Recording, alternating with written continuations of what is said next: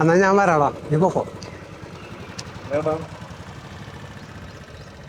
ഞാൻ എൻ്റെ വീട് അന്വേഷിച്ച് വരികയായിരുന്നേ. എന്താ വർക്കേട്ടാ?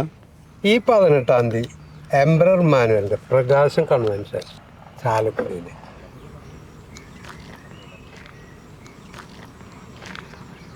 ഈ എംബർമാനുകളൊക്കെ തീർന്നു പറഞ്ഞല്ലോ. അല്ല, ഞാൻ വാർത്തയിൽ കണ്ടതാണേ. അതൊക്കെ ഓരോ മഞ്ഞപത്രങ്ങൾ പടച്ചു വിടുന്ന വാർത്തകളല്ലേ ജോസെട്ടിയെ. അവിടുന്ന് മടങ്ങി വന്നവരുടെ അവസ്ഥയൊക്കെ നമുക്കറിയാം. അതുകൊണ്ട് വർക്കേട്ടാ അധികം ഒന്നും പറയണ്ട. അവിടുന്ന് മടങ്ങി വന്നവരൊന്നും ആവില്ല, അവിടുന്ന് പുറത്താക്കിയവരാവും. പുറത്താക്കിയവരാ എന്ന് വെച്ചാ? ഇപ്പോഴത്തെ അച്ഛന്മാരെയും ബിഷപ്പുമാരെയും സ്വഭാവമുള്ളവർക്കൊന്നും സിയോനിൽ നിൽക്കാൻ പറ്റില്ല. കുറെ കള്ളു പിടിക്കുക, കുറെ പെണ്ണ് പിടിക്കുക, കുറെ തട്ടിപ്പും വെട്ടിപ്പും നടത്തുക, ഇവരെ ഒക്കെ സിയോനിൽ നിന്ന് പുറത്താക്കും. ദൈവവചനം അനുസരിക്കുന്നവരെ മാത്രമേ സിയോനിൽ നിർത്തുള്ളൂ.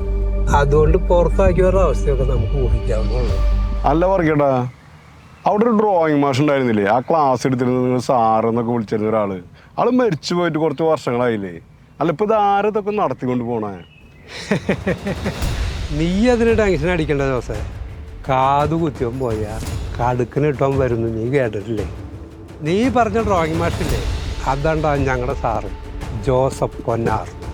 സാറ് ഞങ്ങളെ 2017 വിട്ടുപോയെന്നുള്ളത് സത്യമാണ്. പക്ഷെ സിയോൻ തകർന്നു എന്നുള്ളത് കല്ലു വെച്ചെന്ന് പറയാം.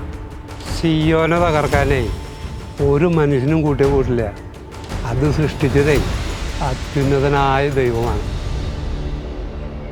അപ്പോൾ സിയോനിലേക്ക് ആൾക്കാർ വരുന്നുണ്ടോ എന്നുള്ളത് നീ നിൻ്റെ ഇടവേഗയിൽ അന്വേഷിച്ചാൽ മതി.